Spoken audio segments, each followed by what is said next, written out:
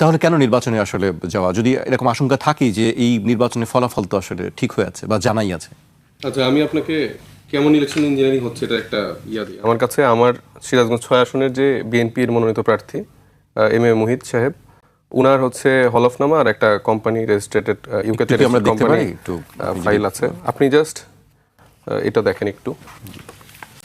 তো আমি একটু ছোট করে গল্পটা বলি, তাহলে তো বুঝতে ভালো হবে। তো আমাদের তো কাজ না ধরেন কে দ্বৈত নাগরিক বা কে ঋণ খেলাপি এটা বের করে, এটা কি একজন প্রার্থীর কাজ?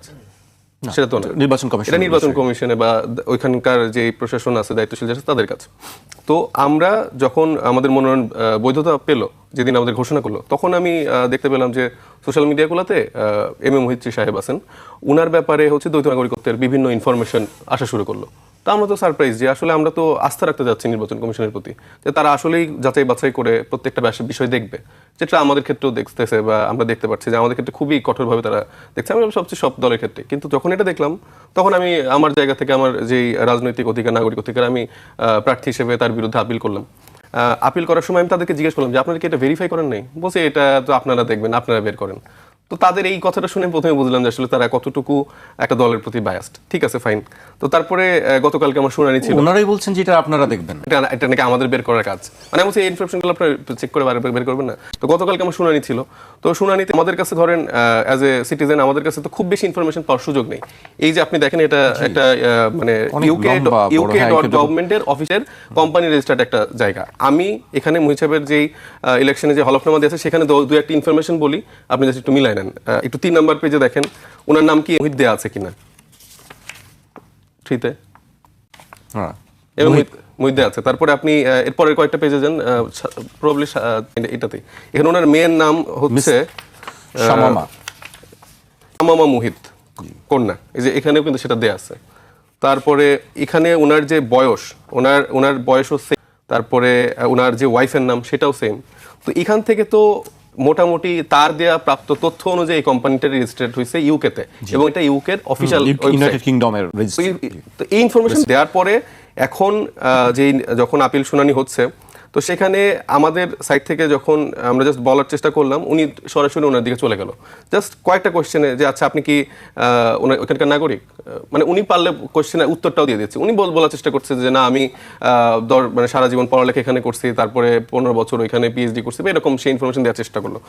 তারপরে বলছে যে উনি বলছে যে আপনি ছিলেন না তো কখনো, তাই না? বলছে না, আমি কখনো নাগরিক ছিলাম না। তো এই আমরা যখন আমাদের সাইট থেকে যখন বলার চেষ্টা করলো, বলছে যে হ্যাঁ, এটা একটা থার্ড পার্টি ওয়েবসাইটের ইনফরমেশন, এটা কোনো এরকম ভ্যালিড না। তো আমি এতগুলো তথ্য দিলাম, যেখানে অনেকগুলো ইনফরমেশন একসাথে মিলতেছে। তো আপনার তো সুযোগ ছিল যে এই ইনফরমেশনের থ্রুতে তার পাসপোর্ট নাম্বার বা যাচাই বাছাই করার সুযোগটা ছিল, সেই সুযোগটাই তো আপনারা নিলেন না। এবং তাকে মানে উইদিন ধরেন 5 to 10 মিনিটসের মধ্যে ওনারটা জাস্ট শুনেই তাড়াতাড়ি করে বলে হ্যাঁ আপনি এটা বৈধ। তো একটা ইলেকশন কমিশনের যতগুলো দায়িত্বশীল ব্যক্তি, এই লম্বা একটা টেবিলে সবাই বসে আছে। আপনি বলছেন এই ইনফরমেশন দেওয়ার পরে নির্বাচন কমিশন কোনো যাচাই বাছাই করেনি? না, তারা এখানে বলছে একটা জাস্ট থার্ড পার্টি ওয়েবসাইটের আপনার আরো কিছু দিতে হবে, পাসপোর্ট বা এরকম, মানে এটা দিলে হয়তো তারা একটু মনে করতো। কিন্তু এটা তো আমার দায়িত্ব না, আমি একটা বাংলাদেশের নাগরিক হিসেবে এত ইনফরমেশন কই থেকে পারবো? আপনি অভিযোগ দিতে পারেন, সে যেহেতু দায়িত্বশীল, সে তো এই ইউকে গভর্নমেন্ট বলি, এমবাসি বলি বা এয়ারপোর্টের থেকে এইসব জায়গা থেকে তো ইনফরমেশন নেওয়ার সুযোগ ছিল। তাদের সেই সদিচ্ছাটা নাই, কারণ তারা এটা ছেড়ে দিয়ে রাখছে। এরকম বিএনপির আরো 20-এর অধিক প্রার্থী আছে যাদের দ্বৈত নাগরিকত্ব আছে। কালকে শুধু একটা মাত্র ইস্যু, যেটা ঋণ খেলাপির হাসনাত আব্দুল্লাহর সাথে যে প্রার্থী আছে, তারটা শুধু অবৈধ ঘোষণা করা হয়েছে। কিন্তু আমাদের কাছে যেটা রিডিং, সেটা হচ্ছে যে তারা আইওয়াশ দেখিয়ে যে দেখেন আমরা কিন্তু সততার বিমূর্ত প্রতীক, আমরা হচ্ছে আপনাদের প্রতি বায়াসড একটা ইলেকশন কমিশন, বিএনপির প্রতি কিন্তু আমাদের কোনো বায়াসনেস নেই, কিন্তু বাকি সবগুলো এরকম করে চড়াই উত্তর করে পার করে দিয়েছে।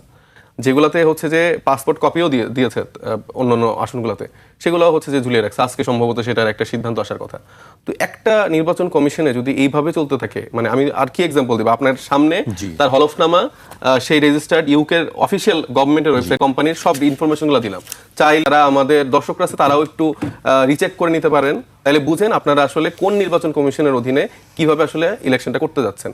সো এত কিছুর পরও আমরা তো আসলে এই তরুণরাই তো মাঠে থেকে ছাত্র জনতা সবাই মিলে এই অভ্যুত্থানটা সফল করছি একটা নতুন বাংলাদেশ বিনির্মাণের জন্য, একটা পরিবর্তিত বাংলাদেশ যেখানে একটা সিস্টেমেটিক পরিবর্তন হবে। কিন্তু সেই সিস্টেমেটিক পরিবর্তনের জন্য এখন গণভোটের জন্য আমরা হ্যাঁ ক্যাম্পেইন করছি, কিন্তু ওই দলটা আসলে সেটাতেও না।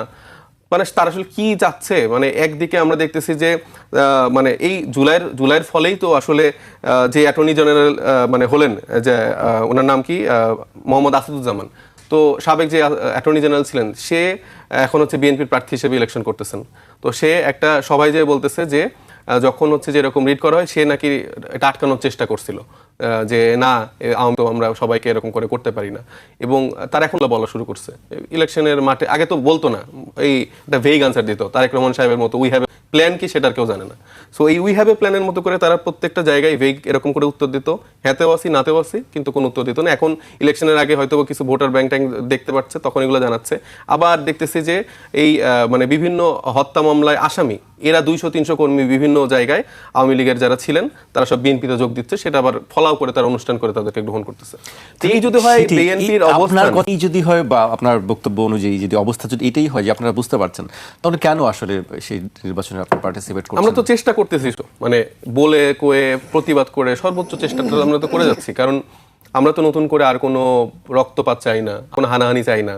আমরা চাই নতুন বাংলাদেশে এই ফ্যাসিবাদ বিরোধী সকল শক্তি মিলে একসাথে। আমার আপনার মতো পার্থক্য অবশ্যই থাকবে, আমি আমার আইডিওলজি নিয়ে, আমি আমার মুভমেন্ট বা আমি আমার জায়গা থেকে যে ইশতেহারটা জনগণের জন্য আমি রেডি করেছি সেটা নিয়ে আমি তার দাঁড়ে দাঁড়ে যাই। সে যদি মনে করে আমাকে ভোট দিবে, প্রশাসন জাস্ট নিউট্রালি তাদের জায়গাটা পালন করুক, না এনসিপি, না জামাত, না বিএনপি, না ভাইদের কারো পক্ষে তো হওয়ার দরকার নেই। এই চেয়ারটাই বসছেন, আপনাদের একটা অর্পিত একটা আমানত, সেটা আপনারা পালন করেন। এখানে কাউকে আলাদা করে সুযোগটা তো দেওয়ার দরকার নেই, কিন্তু তারা না করে এইগুলা করতেছে। এবং এই যে বিএনপি যেসব সিনিয়র লিডাররা আছে তাদেরকে তো আমি সম্মান করার চেষ্টা করি, কিন্তু তারা যেসব ভাষায় কথা বলে তাদের উপর আস্তে আস্তে সেই সম্মানটা। গতকালকে আব্দুল আল মিন্টু সাহেব আমাদের যে লয়ার ছিলেন তাকে উদ্দেশ্য করেই বলতেছেন তারও দ্বৈত নাগরিকত্বের একটা ইস্যু আছে, তাকে ব্লাডি সিটিজেন বলে গালি দিচ্ছে বা এরকম করে খুব ছোট করে কথা বলছে।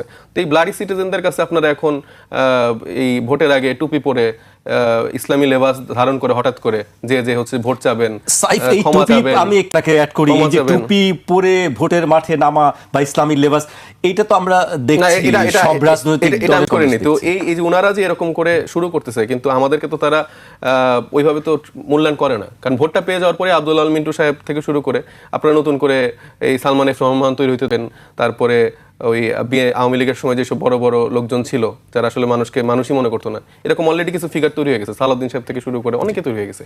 তো এরা এখনো বুঝতেছে না যে জনগণ চাইলে এটার উত্তরও দিতে পারবে। তারা যত ইঞ্জিনিয়ারিং করুক না কেন, যতই কিছু করুক না কেন, এটার ফলাফল কিন্তু খুব বেশি ভালো হবে না। এবং তারা যদি এখনো বুঝতে না পারে, সেই সময়টাও দূরে নেই। তারা যদি হাসান মাসুদদের দিল্লিতে বসে সাপোর্ট করে,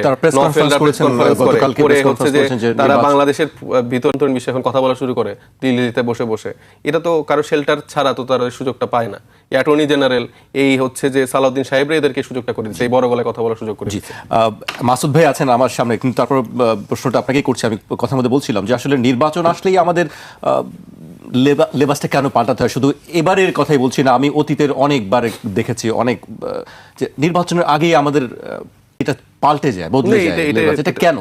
এটা হচ্ছে আমি বললাম যে আমরা যেই নতুন এটা সমর্থন করেন? আমি সমর্থন করি না। ধরেন আমি কিন্তু প্র্যাকটিসিং মুসলিম, কিন্তু ধরেন আমি জিন্স পড়তেছি, তো সে না অনেকে প্র্যাকটিস পারে, সেটা তার ব্যক্তিগত চয়েস, এটা আমার কোনো রাইট নেই তাকে বাধ্য করা যে তোমার প্র্যাকটিসিং মুসলিম হতে হবে। সে তার মধ্যে যদি সেই ঈমান আকীদা না আসে, আমি আমার জায়গা থেকে তাকে সর্বোচ্চ বলতে পারবো, সে যদি আমার কাছের মানুষ হয়, কিন্তু জোর করে কারোর উপর চাপাই দেওয়ার আমার রাইটটা নাই। এখন ধরেন যে আমি এখন ফেক করে আমি টুপি পরে আলাদা করে মানে সারাদিন হচ্ছে এই কাজগুলো করছি, ওটা তো আসলে ঠিক না। আমি যখন মসজিদে যাই, অনেক সময় টুপি পরি, আবার অনেক সময় পরিও না। এটা আসলে সে সময় আমার কাছে টুপি ছিল বা আছে কিনা সেটার উপর ডিপেন্ড করে। আমাদের দলের এরকম অনেক করতেছে, এই যে জিনিসটাকে আমি আসলে সাপোর্ট করি না। আমার মনে হয় যে যেটা আপনি সেটাই থাকার চেষ্টা করা উচিত, মানে এটা বাড়তি কোনো কিছু করার প্রয়োজন পড়ে না। মানুষ তো এখন অনেক স্মার্ট,